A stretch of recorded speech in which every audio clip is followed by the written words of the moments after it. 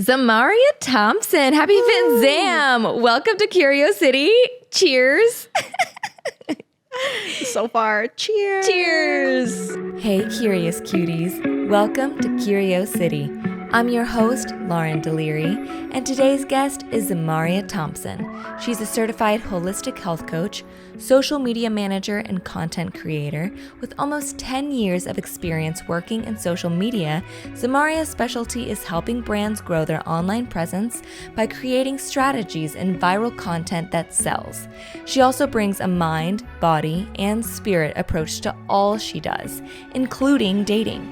Zamaria's mission is to help every human in the world realize how fucking powerful they are and live their best, most authentic, magical life. She's obsessed with manifestation, quantum physics, money mindset, spicy food, tea, and nervous system regulation. She truly does it all. Please help me welcome Zamaria Thompson.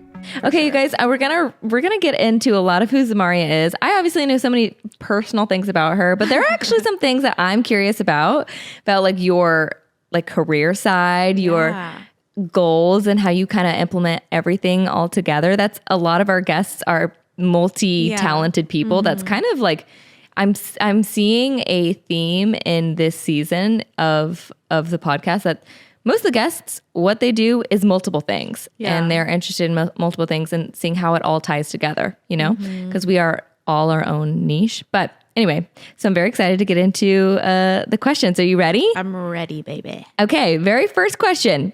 How do you incorporate a mind and body and spirit approach into your social media strategies for brands?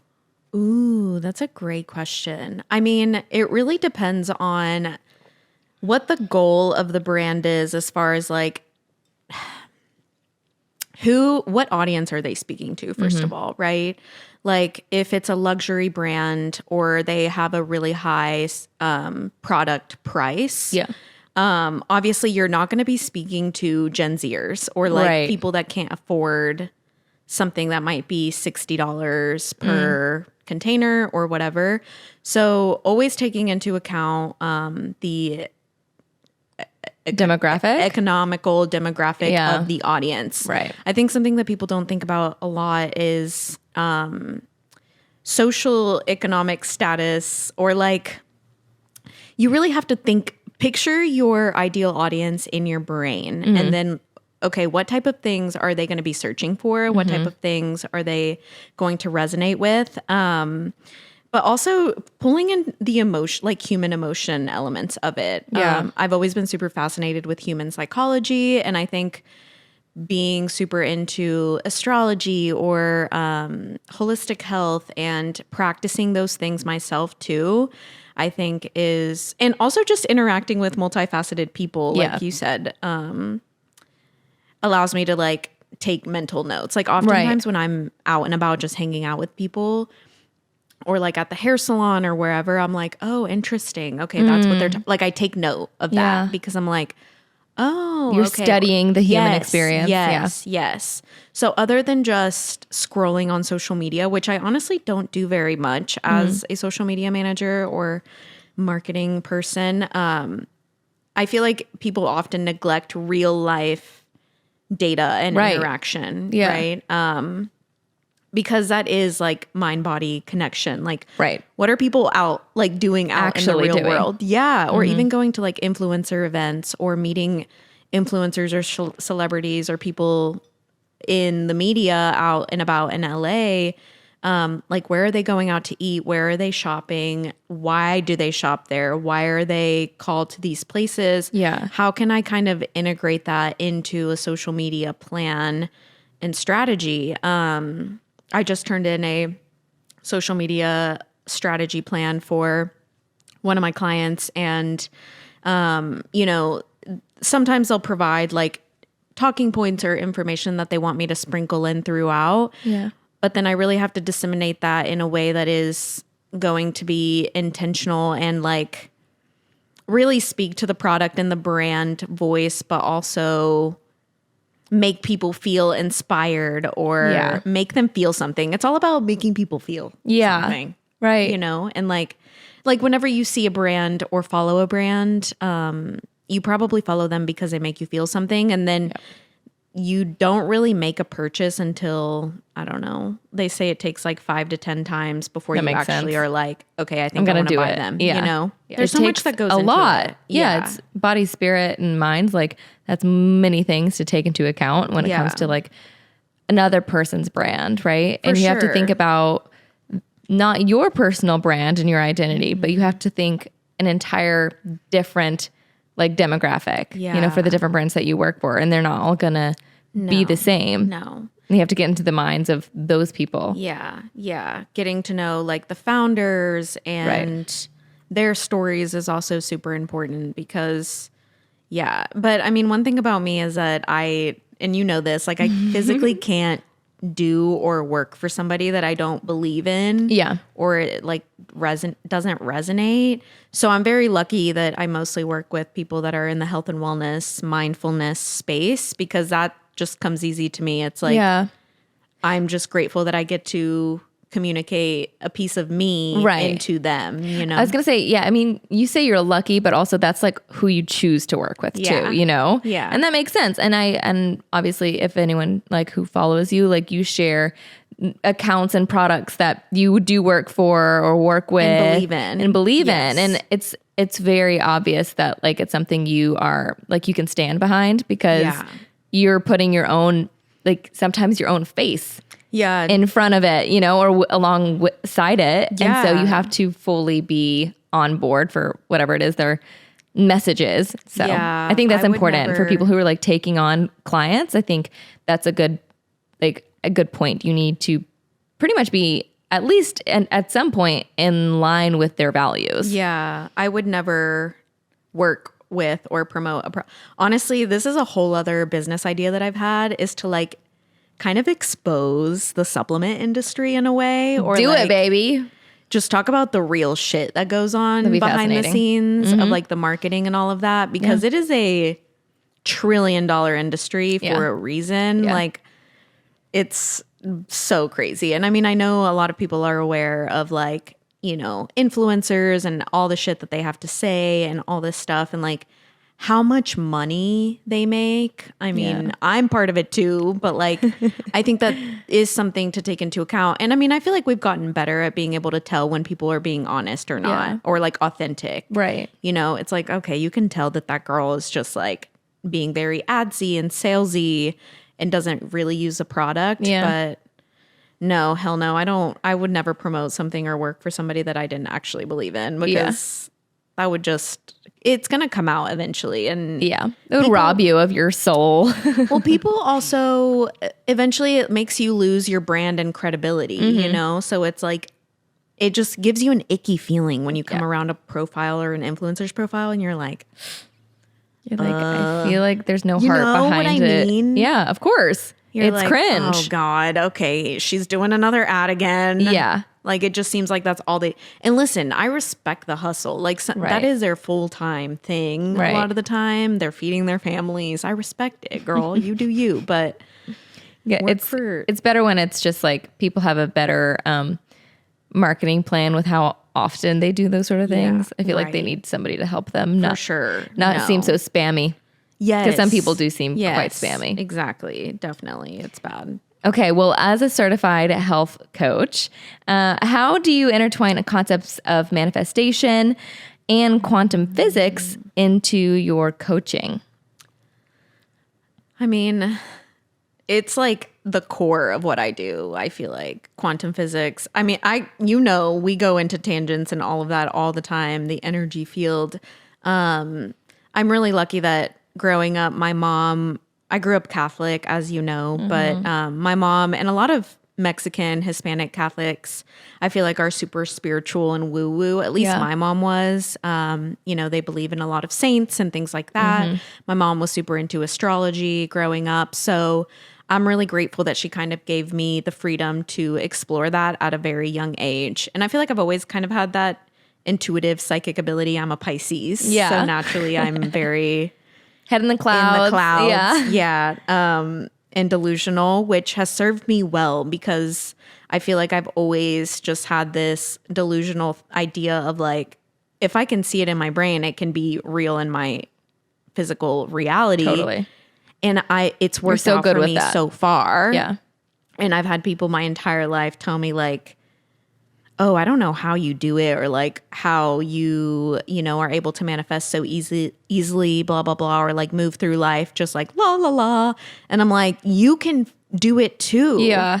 And so what kind of led me to wanting to be a health coach and get into all of this, I mean, it was kind of part of my journey, I think, but is to help people realize that I'm not special for that. Like we can all tap into it, and everybody has their own way of getting there, but and it can depend on person to person, obviously. And like I don't always go straight into quantum physics when I'm talking to people, you know, because then they're like, whoa, what are you talking Deer in headlights.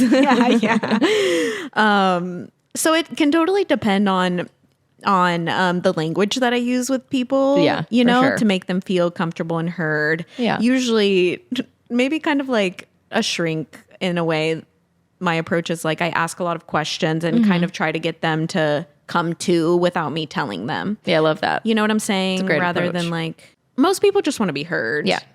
And then feel like they came to that conclusion, not me. I mean, kind of like therapy, you know? Yeah. Yeah. I mean, you talk a lot about manifestation too. It's not just like, I mean, quantum physics is like one thing and it goes along with all of it. But like, I feel like manifestation, it might be a little bit easier for people to digest. And I feel like you can't, just the person that you are, like you can't really help but talk about manifesting when it comes to like people's like physical or mental well-being. Like it's a huge part of how you communicate, I feel like. Hey cuties, I recently started my journey with Peace Love Hormones, and let me tell you, it's been a game changer. These herbal tinctures are crafted with the finest organic ingredients and have been used for centuries to support women's health. From digestive health to hormone balance, they've got it all covered. There are 3 to choose from: Soothe, Bitters, and Sleepy. Personally, I'm taking Soothe, which is designed to help regulate women's hormones and cycles. I've taken it every morning right away and have already felt and seen the positive impact because my hormonal acne I was getting on my chin has disappeared. It's also like a holistic hug for your entire system. The owner is actually a friend of mine. Her name is Maddie Miles, and you may remember her from an episode talking all things herbs and hormones, and I can personally vouch for her unwavering quality standards. But don't just take my word for it. Her website is chocked full of lengthy testimonials raving about their incredible experiences with Peace Love Hormones. And I've got a code for you. You can simply click the link in the description or use code CurioCity for 10% off. That's CurioCity for 10% off. Peace, love, hormones. Yeah, like if you're constantly worried about your health, or you're constantly worried about, oh my gosh, I can't afford that, or like, well, I can't buy that because I'm poor, or like, well, that's just how things are. Like you are damning yourself. Like you are making yourself the victim. Stop saying that. Change your language. Like something small, and a small example that I always tell my clients or just friends, people, I'm like, start changing your language, even with yourself. Like sometimes when I start to feel really anxious or overwhelmed or any type of negative emotion, I don't even like to say negative because it's just an emotion. Just don't identify with it. I'll be like, I just feel a little silly right now. I just feel a little weird, you know, because even saying that instead of like, I'm anxious or I'm angry, like whatever. I mean, they're just words if you think about it. And I think separating yourself has been really helpful for my clients and people that I've talked to. They're like, oh, that's such an easy little tool to use. Just not identifying with the words, and rather than being like, I'm angry or I'm mad, you can just be like, I just feel a little weird today. And I think also like not over identifying using the language of I am anxious, but even if you do, because sometimes like saying what it is actually helpful and then you're able to kind of move on. But I feel like instead of saying I am anxious, being like I feel like anxious thoughts, like or I'm like having anxious thoughts or whatever, instead of identifying with I am anxious or I am angry or I am sad, whatever. It's like I'm feeling sadness, I'm feeling this whatever come through. But you know what I mean? Yes. Because when you like say that, it's like whatever we say is true. Like you were mentioning, like we're kind of chanting over ourselves when we're saying I am blank, whatever that is. You're claiming it, and therefore you are manifesting it into your reality. Yeah. Because whatever you think, you feel and you do. Like it all starts with your thoughts. Yeah. Which I think a lot of people find manifestation or the law of attraction, like it kind of goes over their head, or they think it's like woo-woo spiritual new age, and it's like, no, it's not. But it's backed by science. Actually, even Jesus in the Bible and like a lot of religious texts like hint at manifesting and how powerful you are. They just use different words, phrases, whatever. Like I recently was listening to a podcast or something that it was from a person that believes in God and Jesus, which I do actually. And they were saying, they like mentioned multiple Bible verses, which honestly, I'm not even that well versed in the Bible, but they mentioned Bible verses, and they were like, Jesus was literally saying like, you are powerful. Yes. You manifest your reality. Yeah. And so I love throwing that out there to Christian people. I'm like, this isn't new age shit. Like Jesus talks about manifesting too. This is like over 2,000 years ago kind of stuff. It is your birthright. Yeah. To have whatever the fuck you want in life. Yeah. Jesus wants you to have it. Like, I love that. Stop damning yourself, you know? What a clip. I love that. I love that so much. Okay. Well, yeah, that all makes sense. And it's just all part of like who you are. And it comes across very honest because you implement that all into your own life. It's not something that you preach and don't. It's not like you are just talking the talk. You're also walking the walk. Yeah. And I think it's also, I think I used to be a little bit more preachy in my approach when I was younger and less aware. We all have been. Yeah. Yeah. You know, like even when we were both vegan, so we have that in common. But anyway, the older I've gotten, the more I realize like, nobody knows what the fuck they're doing. Yeah. Like, who am I to judge somebody else's process? Like, you do you. As long as you are following something that feels aligned and feels good to you, keep doing that. Yeah. Like, even if it's different or I disagree with it, that doesn't make me or you better. Like, we're just humans on this rock doing our best, you know? Like, agreed. Do your thing. Agreed. Don't judge. Okay, let's talk about your the intersection of spirituality with your heritage. Your being Native and Mexican and European. Like, how does that? Do you find like that intersection you're talking about being Catholic, right? So, how did that affect you, like growing up, and how has it shaped your perspective? I mean, growing up, it was kind of fucked up. And a lot, I don't know. I feel like I was kind of the unicorn in my family for being the like happy-go-lucky one and kind of having a very not tunnel vision, but like clouded perspective of the world around me. I always saw it with like rose-colored glasses. Yeah. But through talking to my siblings and just like learning more and more, I feel like growing up in a family that was, we would go to church and stuff, but like my family cusses like sailors. We're Mexicans. So like, if y'all know, Mexican Catholics are very just like, they'll go to mass on Sunday, but after that, they're still going to have their beers. They're still going to be like cheating on their wives, doing things. There's a lot of family secrets. Right. Exactly.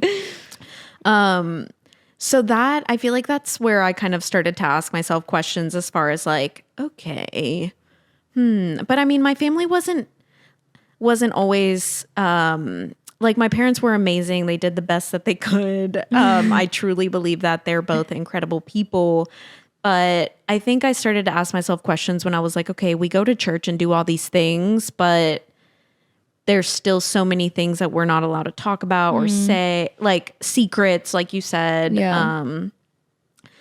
And luckily my mom was always super honest with us anytime we did have questions, like if we were to ask her things. So my mom was diagnosed with multiple sclerosis when I was like in middle school, I believe. which is it's in your brain. Yeah. And it's like, once you have it, there's no cure or whatever. But so she went to like 5 different doctors. They all told her she had like a few months to live. She was going to have surgery, all this stuff. Because they caught it like late, I think. I don't remember really. And plus, it like the details are blurry. But anyway, my mom ended up finding, one of my cousins knew somebody that practiced Santeria, which Santeria, a lot of Catholics in Cuba, I believe, don't fact check me, but Cuban, she ended up going to Cuba. The reason why I know this is she ended up going to Cuba. They did like some animal sacrifice with my mom in the ocean. And after that, she was cured, literally gone. Like the illness was gone. So wild. So she has always had a lot of respect for the spiritual realm. And where my mom grew up in Mexico, a really small town out of Durango, Mexico.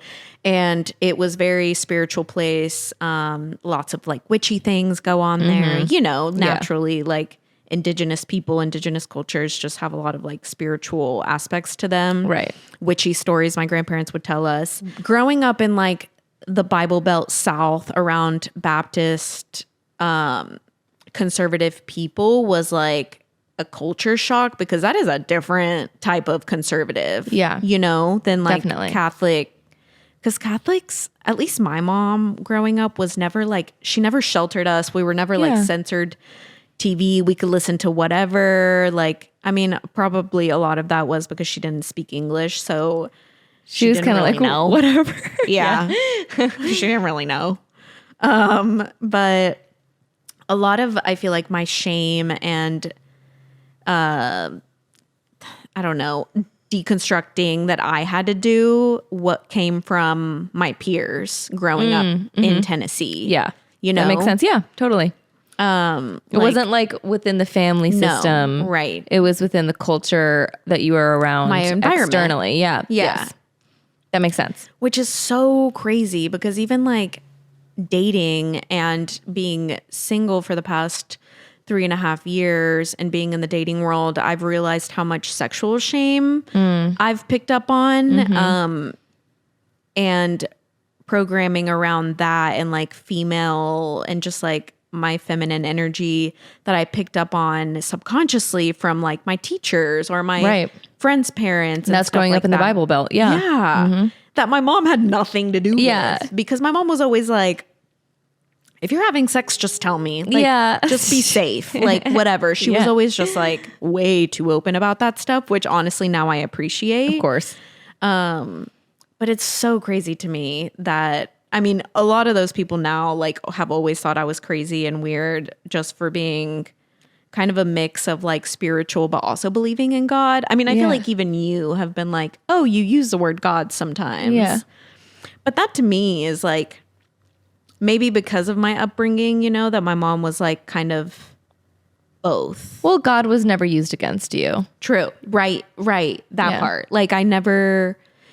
Yeah, it was never a thing. Yeah. Like it was never shoved down my throat. Yeah. My mom was always just like, as long as you believe in God, like that's cool. Yeah. We'd go to church sometimes we wouldn't. Yeah. Well, it's definitely a lot more cultural than like a forced belief system. And to be honest with you, I see religion in a unique way than most, I think, because I see it as, I think you can see it as a beautiful thing and a beautiful part of history. Yeah. At least that's how I choose to see it. Like, of course. Catholicism has so many beautiful traditions and prayers. And maybe that's because I also associate it with like my grandparents and going to like mass in Mexico. Again, it's cultural. Yeah. Like it's within your family. It's ancestral. Yeah. Like it makes sense. Yeah. So a lot of those like feelings that I have about religion, I'm like, oh, it's just a beautiful part of history, even though it has some fucked up shit in it. Yeah.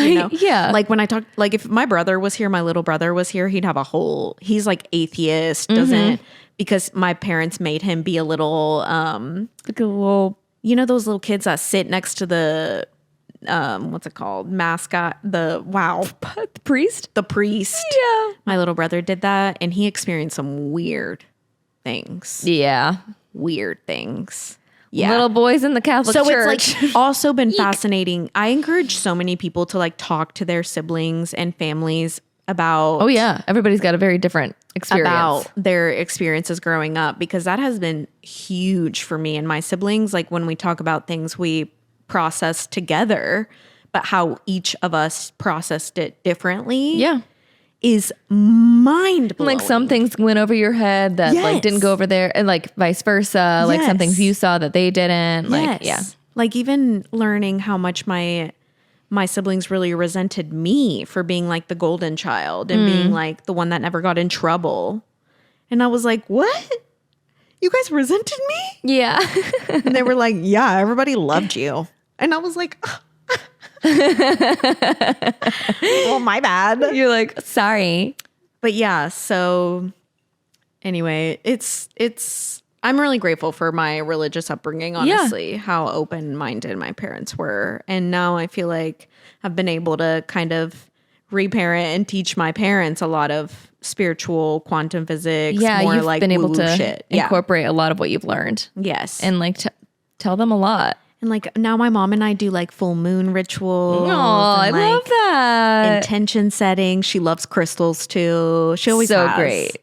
So it's cool that she's not like, oh, what are you doing? I think like a year ago she was like, you don't go to church anymore. Do you still believe in God? And I was like, of course. I just experience God way more when I'm out in nature. And near the ocean. I mean, I still go to mass with my parents sometimes, but she doesn't really feel the need for me to go. She's very understanding of like, okay, yeah, like you definitely, and I think she sees it in me too. She's like, you still have, there's a light in you. Yes. Yeah. Yes. I think when parents are able to see that like you're happy and you're healthy and you're like doing well, that is the goal, right? Is for the parents like to be able to recognize that and put whatever their agenda is to the side, because if they see that you're doing well, like that should be the ultimate goal. Yeah. And I'm really grateful that my mom and dad have really taught me unconditional love. I feel like that's huge. And whenever you realize that like your kids aren't your kids, they just came through you to this world through you. Yeah. And she really does, my parents both really give us the freedom to kind of like be who we are. Love that. In this world. So they're amazing. Love that. Yeah. I need to spend some time with them. Yeah, they're awesome. That'd be so fun. I know. So weird. So weird. Okay, well, let's hop back a little bit to your social media world. Okay. I mean, I know it goes like hand in hand. Yeah. Like everything about you. That's what I was saying. Like everything about you is intertwined. So it's not like any of this is jumping really. No. It's all connected. Honestly, I'm so glad you have questions, because otherwise I feel like we could just go on so many just tangents. one. Yeah, I know. Exactly. This is why like I prepare ahead of time. I'm like, how do I ask one of my very best friends like things about her when I know so much, but like what will the listeners be very fascinated in? So True. Anyway, so we'll go back to the social media stuff. So obviously you've been doing you've been doing it for like almost a decade, right? Yeah. You have a lot of experience in social media. What advice do you have for people trying to build their online presence authentically? I know we talked about doing things for other brands, but now let's like kind of go into more of like an individual based perspective. Yeah. So first thing that I always tell people is focus on value. Like how can you add value to your audience? Yeah. Stop looking at what everybody else is doing, what everybody else is talking about. What do your friends ask you about most often? Right. What makes you unique, and what special talents, what special qualities do you have? How can you turn that into value to your audience? And also, I think people spend way too much time talking to everybody instead of focusing on one set of people or one group of people. And I mean, I know people are like, niche down. I don't know. My opinion on niching down is kind of like, yes and no. I think you should have, my rule of thumb is always to have at least 3 main categories that you discuss. Like, for example, mine are health and wellness, I would say spirituality, and probably either relationships or probably like relationship building type of stuff. If you follow me on TikTok, I talk a lot about dating, stuff like that. So I kind of try to base my content around those 3 pillars. So maybe, and I think that can be really helpful for people. Like think of 3 topics that you really enjoy talking about and try to create content around those things. Even if you make a day in the life video, for example. I feel like people spend way too much time making it selfish. Nobody cares. About your day to day. Like nobody cares. I'm sorry. They just don't. Like think about the things you watch. They want to see themselves in it. Yes. Yes. People want to feel like they're a part of it. Like they're living it through your point of view. But also like if you are doing a day to day, like why do you drink that matcha every morning? Tell me. Like I want to know. Look at like analyze the accounts you follow and why you like to follow them. It's because they're adding value to you in some way, shape, or form. They're making you feel something. Right. So I feel like people miss that part and try to do way too much or try to like do way too many. And it's okay too to like mess around and see what type of content you enjoy creating. And you can also go through seasons. Like I went through a season where I was doing a lot of recipes. And then I went through a season where I was not doing a lot of recipes. I don't know. It just depends. Like you're a natural evolving human being and you will change who you are. Like your social media is going to change with you and evolve, and that's fine. But focusing always on adding value, I think, is huge. I agree. And trying to think of those 3 things or 3 to 4 things that you're going to try to focus on is huge. Like, okay, what do my friends always ask me about?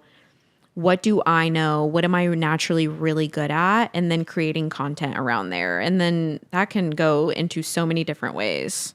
Like so many different categories, subcategories. You know what I mean? Yeah. And the way you create or communicate those messages. So you said like the 3, like say you have 3 topics, right? Or 3 main things that you talk about.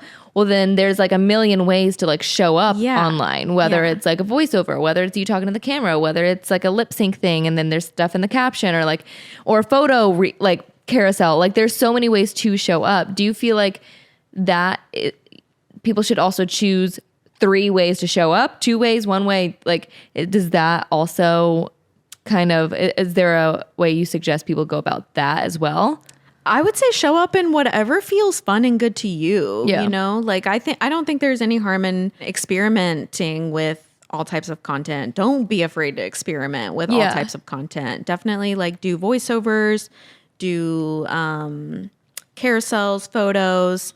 People are going to resonate with who you really are. And like I said earlier, you can tell when people are being inauthentic, and that's going to come across in your content.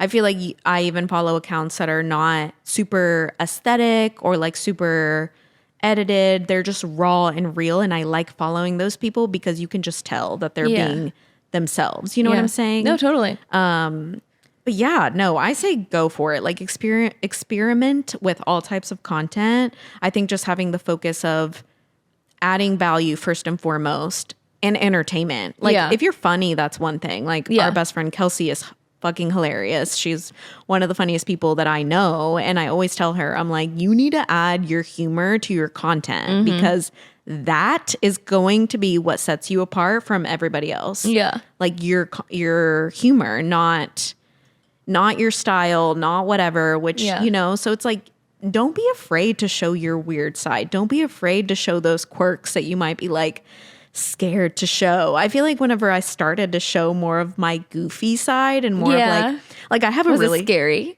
I mean, hell yeah, it still is, to be honest. It doesn't ever go away. But honestly, it builds your confidence. Like I have a really perverted sense of humor, as you know. Like sometimes I just like say spicy shit or like weird things that my friends are like, oh my God. And I'm like, that's just me. And yes, sometimes I'm like, oh, should I have said that? Like, oh my God, so-and-so's mom is going to watch my story and see it. But then I'm like, whatever. Who cares? You've definitely grown in that because I feel like when we first became friends, you were a lot more like shy online, like with showing that sort of side of you. Which like people like friendships like you were able to help me be like, I wish you would show more of like silly Zam online and like more of your just unfiltered self. And when I started to do that is when I started to grow, which is crazy. Like literally when you start to just be your authentic self, you will naturally attract the people that are your people, and then the people that aren't will fall away. And I know you've experienced that with like your rebrand and stuff too. Yeah. And it's so nice to just like, well, you just feel like your people. yourself. Yeah. People are just like naturally coming in because of just who you are. Yeah. That's really nice. Okay. So given your passion for the nervous system, you talk about that a lot, nervous system regulation. How do you bring this into your daily life? And then how can others benefit from it?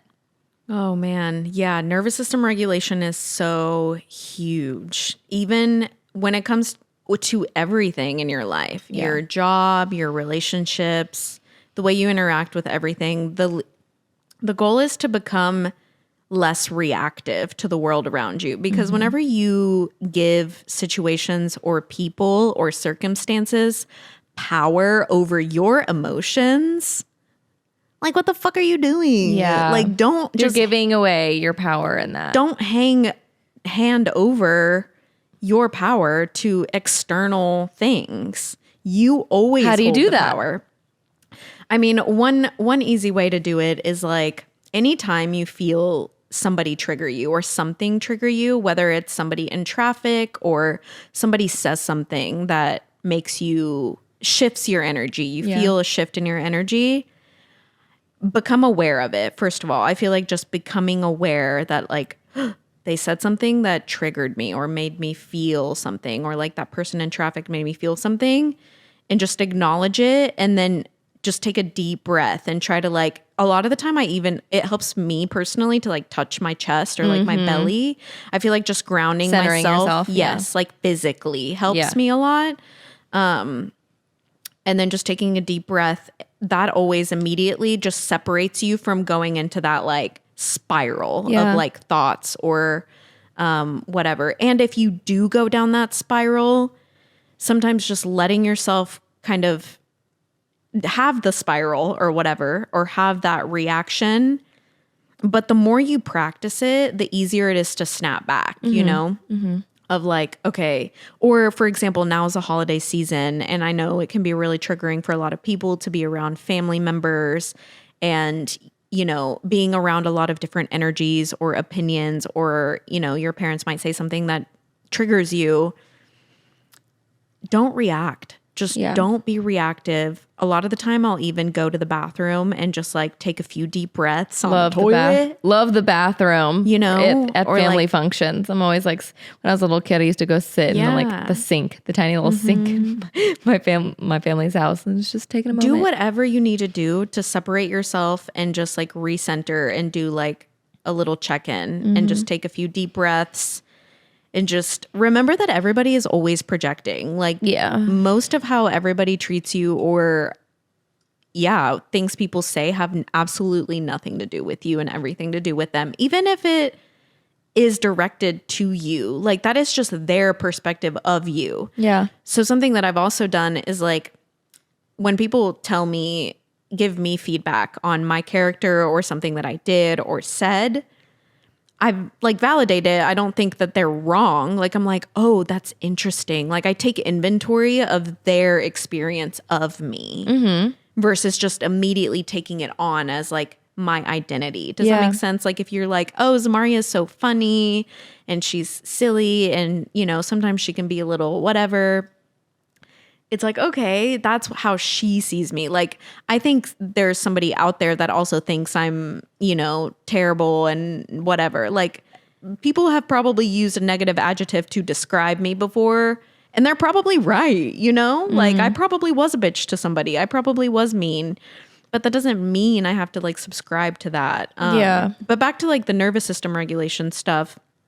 I mean, taking your mornings and your nights, like the beginning of your day and the end of your day, I feel like are huge, because whenever you start your day from a place of centeredness and feeling safe within your body is huge. Yes. You know, like Totally.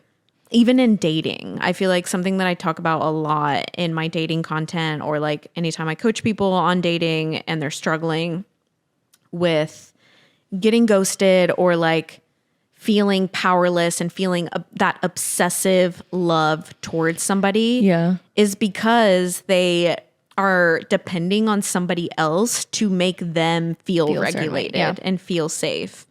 But whenever you feel regulated and safe within your own body and your existence, you no longer need that person. And therefore you can just experience that relationship because you don't need that relationship. It's not like a needy, clingy thing. Yeah. And the other person feels that, you know, like I can speak from experience. When I've been like super obsessed over some mediocre man and I'm like, why don't they love me back? Love me. Then it's like, as soon as you let go, as soon as you just are like, whatever, that's when they come running back. We all know it. As soon as you're like out having fun with your friends, they text you, they call you. That's because you took your power back. Yeah. You know, and energetically, I think that's huge. But yeah, creating safety within your own body, whether it be also nourishing yourself, being authentic to yourself, speaking your truth, all of those things tie into nervous system regulation. And even when it comes to like, if you struggle with overeating or anything like that, moving your body, shaking it out, laughing, dancing, all of that. I mean, the body keeps a score. And if you don't move that energy through you, it's going to get stuck. Yeah. And then you're just going to feel all like uneasy all the time. Yeah, it really does translate. Like the feelings that you have, like I have felt it literally in my body, like certain places, like I'm holding tension or whatever from like emotional stresses, like those parts of my body will literally feel tight. And another thing that I really love doing too is like co-regulating with people anytime you're in conflict or anytime somebody else is really triggered and you're not. Yeah. I feel like if you're not reactive, it kind of helps them calm down. Yeah. Or separating yourself from the situation. Like I feel like I've been in situations where I'm at a party or like a gathering or whatever, and like it's just not my vibe, or I feel my energy becoming like a little influenced by the people. I'll just separate myself, or I'll try to like influence the energy a little bit, which that might be my ego coming out, but you know what I'm saying. No, but that's good that you're able to do that. Yeah. And I feel like the idea of co-regulating has been it's not a new concept in practice for me, but more so acknowledging that that's an option is something that I've been more recently like applying to my life. Like with Adam, like I specifically like if I feel unregulated, I have recently realized like I actually can tap into his energy and like I can actually calm myself down that way. Yeah. I've always been, you know, like we're both pretty hyper independent people and have tried, like for me, I try to fix my own energy and fix my own problems just by myself always. And it's like a newer concept for me to lean into somebody else's strengths that they have or their potential good energy that they have. Like I've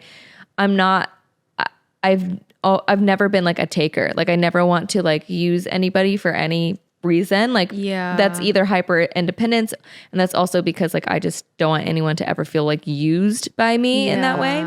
And so, but my like work right now a lot has been realizing that that's okay. It's not selfish to do that, especially with my partner. Like he's happy to help regulate me if he's able to do it, you know? So you guys are really good at that, I feel like. I feel like that's something we've naturally done, but it's more recently I've tried to be more intentional about going to him and kind of asking for it, looking for it, rather than it just happening. You know what I mean? Like just being around him, it happens to me and I'm grateful for that. But it's something I can actually tap into, and I'm like learning to do that more, you know? Yeah. I feel like something that I really admire about you and Adam is like sometimes I feel like when you're really stressed out or whatever, he doesn't become reactive. He'll like grab you or be like, okay, what do you need? Yeah. Oh yeah, he's great like that. And that's all it takes really with friendships, any relationship, just like even grabbing their leg, grabbing their arm and just being like, I can sense you're becoming, and that instantly makes me like, anytime someone does that to me, I'm like, you know, like you're like, oh, thank you. Like I just needed somebody to do that. Yeah. And sometimes you don't even know. Like, or if it's like a hand on the back or something where you're like, hey, you don't need to yell. Yeah. Well, it's a little even off topic right now, but like just to kind of go one foot deeper into that, I feel like Adam has been able to really honor and respect my more recent following my like gut instinct, my like my intuition. Like I feel like I've really been leaning into it in a very different way. Like I've always listened. I've always like been listening to whatever the voice inside, but like recently I've been honoring it quicker. Right. And it's been more sudden where it's like, that is actually my intuition. It's not like this voice that I'm just sitting on forever. Intuition is like, it's happening for me specifically. And I've gotten into human design and gotten into all that. So for me, what I know specifically for myself is that it happens instantaneously. Like it's not one of those. Like you feel the ping or the download like immediately? Yes. Like, and that's my intuition speaking at its highest level is whenever it's like in that moment, that ping. What are you again? I'm a projector. Okay. But there's like so many other things within the chart that like defines those sort of things. Like, but for me, like I know I'm in my like authority or whatever when I'm listening to my intuition. So he's been really good about like when I'm like, it's time to go. Yeah. At a party or something. And I'm like, I'm ready to go. And he hasn't like, we've developed this thing where I'm like, when I'm ready, like we just go. Like we just like freaking leave. You know what I mean? Like where it's time. And that's something, and that's like a whole, I could divulge into all of that because like my family, like we took like hours to get anywhere to do anything. Like I was always feeling like I was being dragged everywhere. So this is like one of those things is very healing. Yeah. Whenever I'm like, okay, it's time to go, or we shouldn't go do that, or things like that where I have been told like, oh, Lauren, just stay longer, or Lauren, like just go out and do this. He isn't like that. Yeah. He trusts me and he's like, okay, this is how we're going to go. We're going to leave now, or we're not going to go to that thing, or we're whatever. He just trusts it. And it's been really good, like healing for me and like good for our relationship. It's Adam's the best. Yeah, no, he is He the best. He be knowing for sure. But I want to give some free dating advice for men. Yes, give it.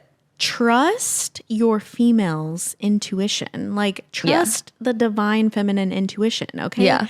Quit trying to fight her. She's right. Okay. Yeah, I've never met a female or woman identifying person with whose intuition was wrong. So I feel like men just need to realize that divine feminine intuition can help them. Like if you trust her intuition and her gut feelings, it will also help you out. Your relationship will thrive. Yes, for sure. You will thrive. Like a lot of the time, and I feel like a lot of men try to be like, no, whatever. Or they want it to be like explained. She's crazy. It's like, no, we're not crazy. We have this power. Like, just trust it. Jesus. Quit trying to fight it. Just go with it. Like, talk to any man that has been married for a long time. You just go with it. I feel like they just learn. Yeah. Like, you just have to trust her feelings. They're always right. I don't know how, but they're always right. It's true. And it's something I'm learning to trust myself. So it's really helpful that I have a partner that's like willing to trust me even when I'm learning to trust myself. I mean, we live in a society and a world that has been trying to make women ignore our intuition and ignore our natural body and become disconnected from our souls. So it's like we've had to learn how to reconnect and relearn how to like and trust ourselves. Yeah, fully. Okay, this is going to be a fun question for you. Okay, so you're into spicy food. Love. So what's your favorite spicy dish, first of all? And then how does it connect, like spicy, if you feel like it does connect, how does it connect with your overall approach to well-being?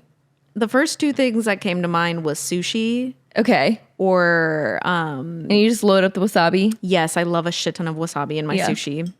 I mix it in the soy sauce. Yes. I love ginger too. Like anything that's super... potent. And I think I have a lot of fire in me, like the fire element in me. And I think obviously that just comes from like my culture. But you know, if you study traditional Chinese medicine or Ayurveda, it naturally makes sense that I crave like spiceful, spicy things. Yeah. Like turmeric, ginger, warming spices. Yeah. But I also have a lot of colds. I don't know. I think it's all about, because I can feel it whenever I've eaten too many warming foods or spices. Like I'll crave frozen fruit randomly. Yeah. You know, because I true. think my internal fire is like, You got to cool right, it down a queen. little bit. Yes, Yeah. yes. Like I'll randomly grab like a handful of frozen strawberries. Yeah. Just because I'm like, I need something cold in my mouth. Yeah. Pronto. The other thing that I thought of was like Mexican food, obviously, nachos or like tacos or whatever. My mom makes amazing salsas. Yeah, like Love that. roasted peppers over the grill. Oof. I love a good salsa. Yeah. But I mean, spicy food is amazing for your metabolism. It's amazing. It's a natural antiviral. It's a natural antiseptic. Like it's so good for anti-inflammatory properties. You wouldn't think that, like, because people would be like, oh, that's like going to be, it'll cause inflammation because it's hot, whatever. And it's actually, no, it's the opposite though. Yeah. Like it like calms your inflammation down in your body, which I find so fascinating. Right. And that's why I always say everything is always better a little spicy. Add some spice, because that is such an easy way to get more nutrients in your diet. Yeah, you're getting like herbs and stuff. And get more micronutrients in your diet. Just like add some more spices, add some more seasonings like turmeric, ginger, garlic, things like that, rosemary, because even black pepper. Yeah. And I feel like a lot of people are afraid to play around with spices, but that is such an easy way to support your body and your immune system and your metabolism. Like before you try to spend a bunch of money on supplements, just spice up your life. Spice up your life. Spice up your life. I love that. You know? Yeah, no, that's so great. It's such an easy way. Yeah. What's your favorite, like, hot sauce? Sriracha. Okay. Yeah, that's Sriracha. so basic. Isn't that basic? Well, yeah. I don't kinda. Currently, it's sriracha. I mean, sriracha is so tasty. It just is. I like truff sauce Yes. a lot. The truffle. The hot one, though. Yeah. The No, I hotter know. one. I know which one you're talking about. You're like, So good. well, I had like so many peppers, like hot chili peppers growing around here. And I was like, I wish Zamaria was around because I would just give them all to her. My mouth is watering. Because I can't do the spice as much. So Comment down below what your favorite hot sauce is. Literally, yes. Know. Ooh, maybe we'll do that as a question because I can do Yeah. a question on Spotify. I can put like a question people can answer. So Yes. But yeah, I'll put that as a question. You guys respond. What is your If you favorite think you hot like sauce? spicy food more than me. Oh my gosh, I don't know if anyone could like spice more than you. I don't think so. Yeah. Okay, you did mention that you have some things coming up. And so I'd like to have you share like a bit about your upcoming social media courses and how they will empower and like people to grow their online presence. I mean, I really, really, really want to support people more in how to grow authentically online, because I don't think it's hard. I think people think it's hard and therefore it is hard.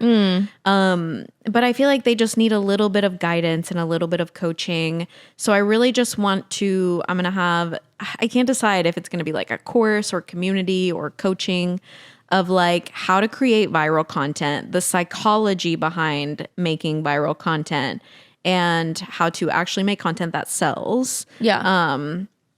Just because I've worked with a lot of brands, a lot of people of influence. So I've just like played around a lot with that and still am learning. And I feel like having the background of being in D2C marketing when it comes to social media, but also from like an individual perspective, I have a lot of eyes on like all aspects of social media, if that makes sense, even like the paid ad side. So I really want to do something with that, like all that knowledge, and put it out there in a way that can help other people and other entrepreneurs grow a successful online business and presence. Aside from that, I really want to explore more of my holistic coaching and just how to help people realize how fucking powerful they are. That's what I always say. That's like my main goal in life, is to just help people realize how fucking powerful they are.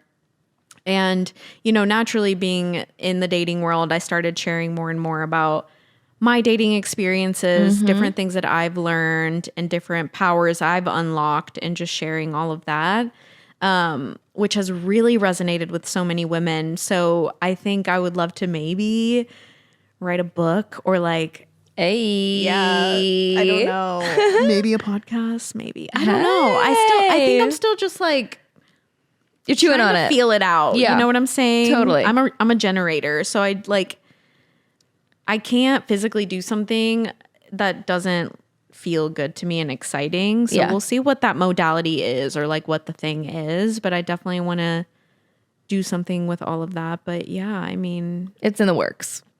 it's in the works. I'm still just trying to think about all of that. I mean, you know, I have so many social media, like with my clients, my full-time job, and then just like my own personal content. You a busy woman. A lot. Yeah, you have a lot going on. It's a lot, but we're doing it. But you brought up the dating stuff. Yeah. So that's something I did kind of want to get into a little bit. I'm down. Okay. So as someone who is like passionate about dating and like the dating coaching, right? Like online, if you go to her TikTok, like she's given all the relationship dating advice. Yes, which single girlies. is or so men. fun. So my question is, how do you incorporate a holistic approach into helping others navigate relationships? Nervous system regulation is something that I really focus on with my dating advice. First and foremost, like never ever giving away your power. And that's something that I had to learn through my own dating experiences, is like going into situations with a mindset of like, all I want from this is a positive experience. What am I going to learn about myself? Rather than going into a dating experience trying to win that person over or being like, okay, how can I shape shift myself to make them like me? Yeah. Like instead of doing that, staying in your authentic power and just seeing it as like, oh, okay, this is going to be just another life experience with another human being that I'm going to connect with, rather than having so many expectations. Like whenever you're first dating somebody, you have to take them off that pedestal of like, oh my God, they're so hot and amazing and blah, blah, blah. Like, how am I going to make them like me? What am I going to say? No, just try to remind yourself that they're just another human being. Also, in the beginning stages of dating, people are on their best behavior. So like, you don't know the true sides of them. Like, I feel like even in friendships, you know, like you don't really know somebody until 2 or 3 years. I mean, we're still learning things about each other. And whenever you fall in love with somebody, you will continue to learn different things about them. But I think staying in your true authenticity and power is huge. Like always making sure you're not changing who you are for somebody else, because that's not a love you want to build a foundation on, you know? Yeah, agreed. I think like you mentioned when they're on their best behavior in the beginning. So for me, if you're getting red flags within the first couple weeks, be done. Yeah. Be done, because that should be the very, like, they should basically be flawless at the beginning. Yeah. You know what I mean? Like maybe something here or there that's like not ideal, but if you're getting a red flag within the first couple weeks, just move on, because I feel like it's really only going to go downhill from there. Yeah. And like something that, you know, I used to talk about a lot when Adam and I first started dating, getting married, when we got married, was the ease with our relationship. Like, you know, it's the right relationship when there's just ease in it. Totally. And you can know, like we always say, like the opposite, like disease is dis-ease. Yes. And like your relationship will be diseased 100. if it's not easy, if it doesn't come with a sense of ease. Yeah. And of course, relationships take work. I've said that forever, but like there is a level of ease that should come with your romantic partner relationships that you can't really fabricate. Yeah. And I think that's something that's so important, and that within the first couple weeks, you're going to know if that ease is there or not. Like some things might be awkward, sure, but you will know in your soul, like in your intuition, 100%. You will know if you and your nervous system are regulated, and if you're feeling a sense of ease, or if you're not. And if you're not, it's time to rethink things. Yeah. Tuning into how you feel around somebody is huge. Yeah. Like I've noticed that in dating a lot. If somebody is influencing my energy in a negative way, or like I feel uneasy, like definitely paying attention to that is so important. But that's also why like I think my holistic and health side goes into it, because you teach people how to treat you based on how you treat yourself. So true. Yeah. You know, so it's like whenever you eat healthy and whenever you prioritize your health and whenever you prioritize your hobbies, the person that you date and attract like is going to be different than if you aren't taking care of yourself, which is something that I always teach my clients or people that I work with is like, go back to focusing on you, queen. Like focus on what do you want to do? Stop thinking about that mediocre man that hasn't texted you back. Like what would you be doing today if you didn't have that person or if they weren't in the back of your mind? Like go about your life, like make plans, book a Pilates class, go for a walk, like do your thing, because when you're filling up your own cup, you will no longer need that validation from others and other people, and you will attract people that match you vibrationally. Totally. You know? Well, go to the places where you want your man to be. Yeah. Like if you want him to be a yogi, girl, you got to go to a yoga class. If you want him to be a chef, like go to a cooking class. Like, you know what I mean? Wherever you want your man to be, like, you know, your future guy to be like, go to those things. Like if you can't expect someone to be in those things that like, if you're not there yourself, or if you're not at least like approaching those situations, like 100. If you're not like signing up for that stuff, like it's not going to show up for you. You have to first show up to it and the kind of life that you want for it to like show up for you. I think the biggest realization that I've had in dating is just realizing that the universe is simply mirroring back to you your internal state. It's just a mirror. Yes. Yeah. So like even if when I've become triggered or like hurt by somebody that I'm dating or somebody that I'm seeing, it's often because they are showing me something that I still need to work on. Yeah.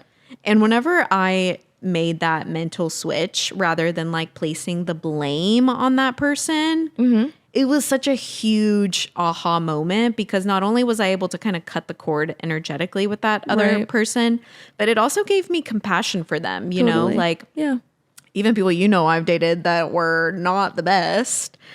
I'll even be like, oh, you know, I still send them so much love and like wish nothing but the best. And you're still like, whatever, screw them. And I'm like, no, because at the end of the day, like they're dealing with their own issues and projecting their own shit onto me, and vice versa. Like if anything, I'm just grateful that they were able to play a role in my life experience that was able to help me grow, you know, like, oh, okay, that person triggered a part of me or a part of my inner child that didn't feel loved and seen and valued.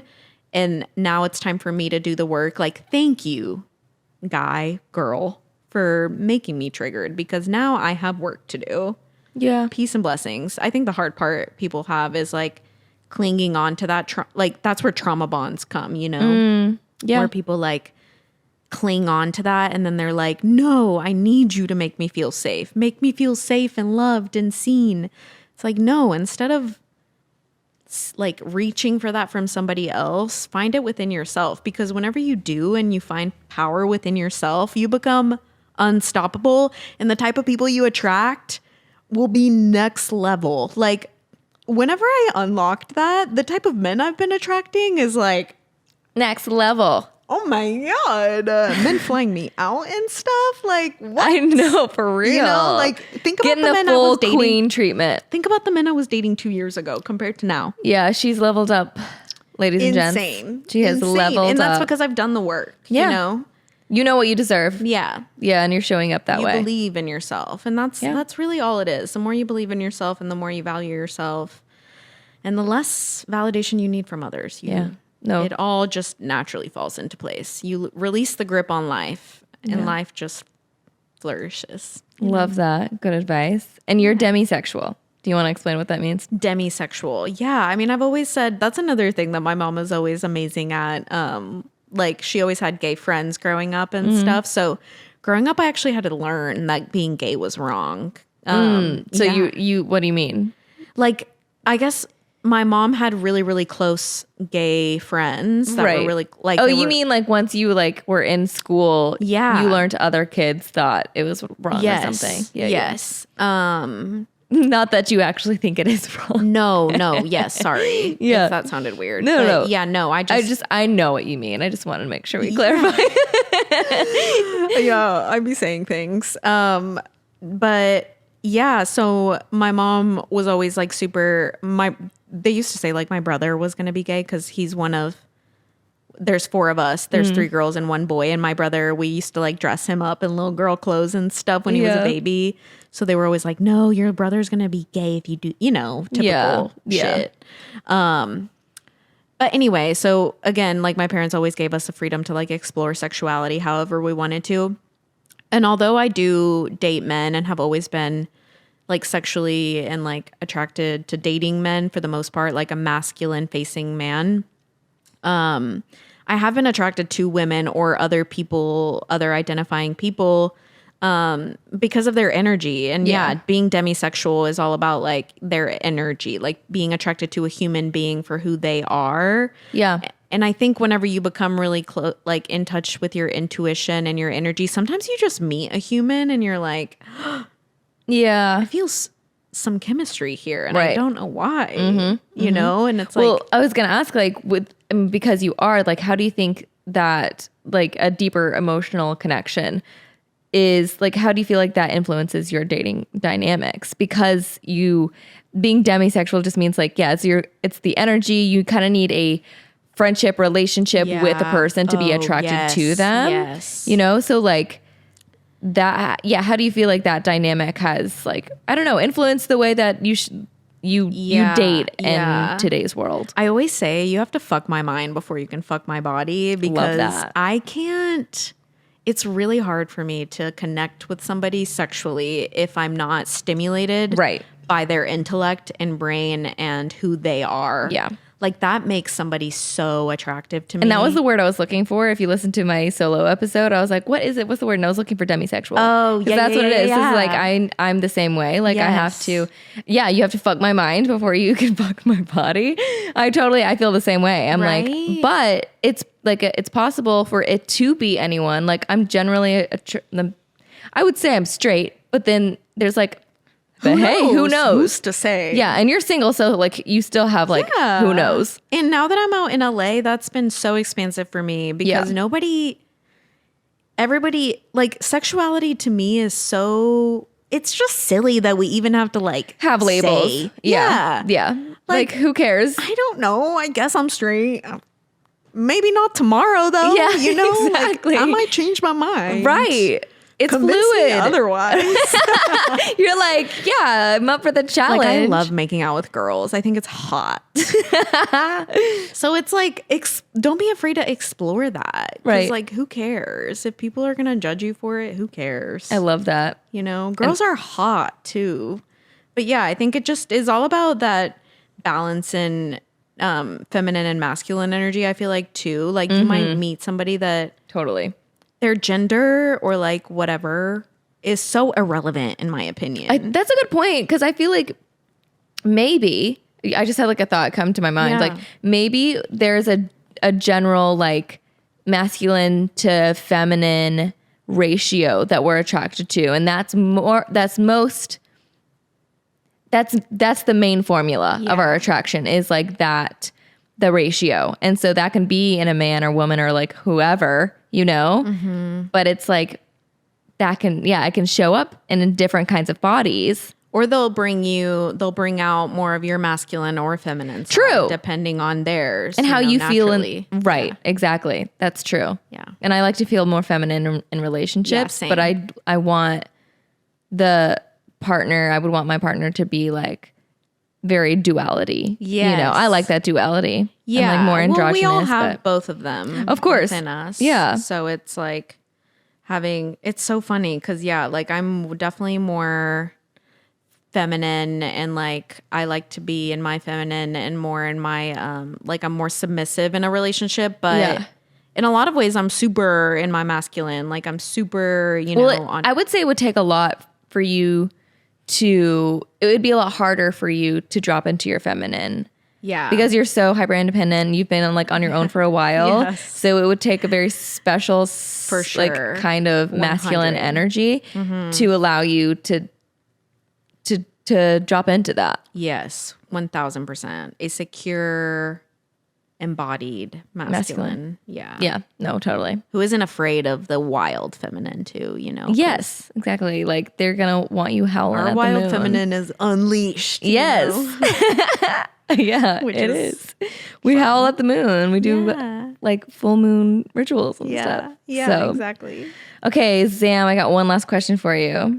Okay. So you mentioned in the little thing that you filled out before our interview, you mentioned that curiosity as the spark of joy. So how do you cultivate curiosity in your daily life, and how does it contribute to living authentically? I'm always curious of everything that I experience in my day to day. I feel like even just like somebody that I pass on my walk, or like the clouds, you know, or like the birds, and just looking at it from a way of like admiration and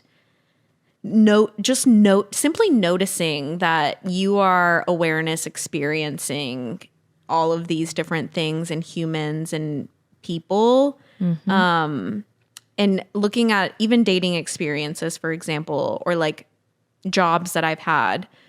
When I look back at different jobs that I've had or different dating experiences, you realize that they all shape who you are, and they all taught you something, even if they were terrible.